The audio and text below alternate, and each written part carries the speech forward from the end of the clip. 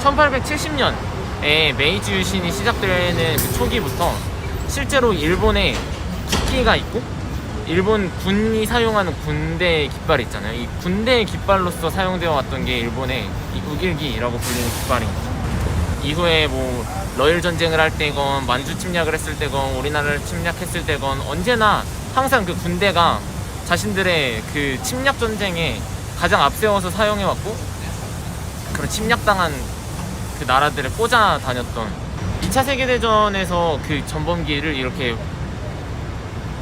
실컷 흔들고 다니던 일본 군대가 결국에는 연합군에 의해서 패배를 했잖아요. 그래서 패배를 하면서 그 독일의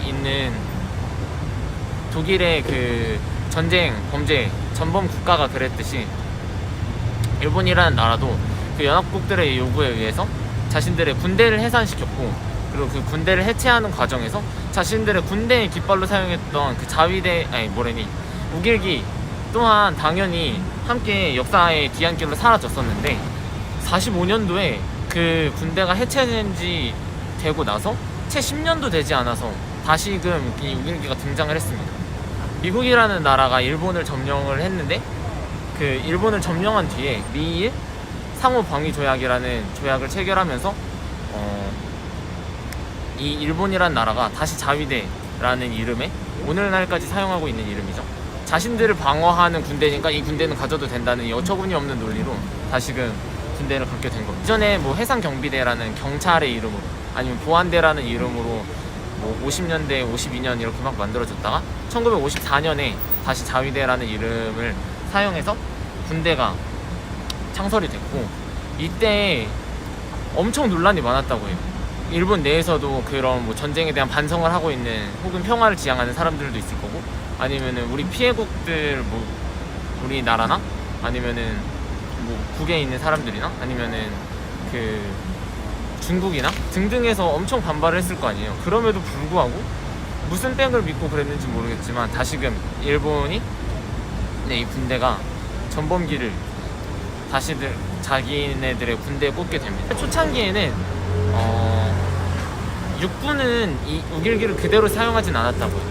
그래서 이 일본 지금 국기에 있는 이 원형에서 8개의 줄이 뻗어나가고 있는 원래 우길기는 16개가 뻗어나간다고 하더라고요. 그래서 8개짜리로 약간 좀 변형해서 약간 진짜 털끝만한 양심이라도 있었는데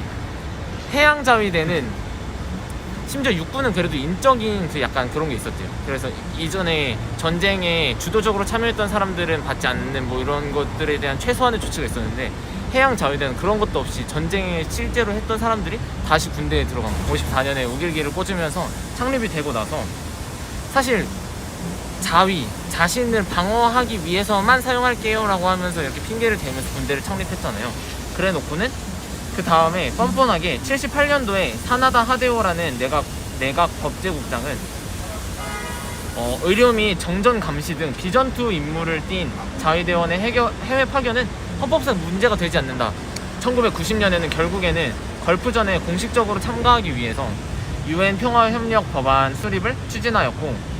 이후에는 자위대의 평화유지활동 참가라는 명목 평화를 유지하기 위해서 전쟁에 참가하면 이거는 평화헌법에 위배되지 않는 거다라는 기적의 논리를 펼치면서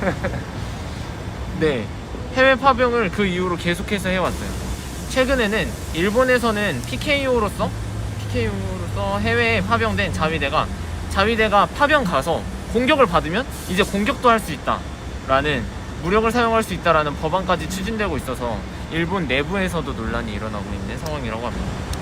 일본 우익 세력들의 행보를 보면은 더욱더 이들이 군대를 갖는 것에 대한 경각심을 우리가 왜 가져야 하는지를 알 수 있는데요. 고이즈미 총리는 야스쿠니 신사 참배를 강행하며 일본 보수층의 범위를 넓히고 결집력을 탄탄히 하려는데 이 신사 참배를 했었고 그리고 이를 이어받아서 아베 신조 또한 계속해서 신사 참배를 하는 것으로 이슈를 만들고 있잖아요. 그래서 2007년부터 끊임없이 평화헌법의 개정과 함께 그 신사 참배를 하고 있는데 일본 내부에 있는 양심적인 사람들도 말하듯이 야스쿠니 참배라는 것은 단순히 전쟁에서 죽었던 사람들을 기린다라는 의미가 아니라 전사자를 칭송하면서도 그들이 벌였던 전쟁에 대한 반성은커녕 그 그 전쟁을 했었던 사람들을 찬양하고 칭송하고 그 뜻을 잇겠다라는 그런 뜻을 그대로 내포하고 있는, 이 문제가 많고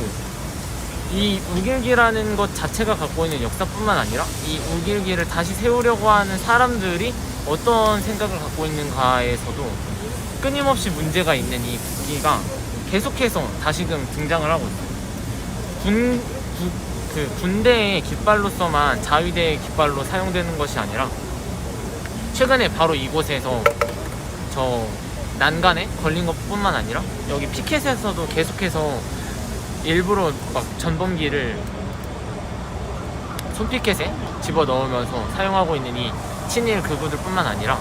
그 이전에 저들이 추종하고 있는 이 일본의 극우 인사들도 최근에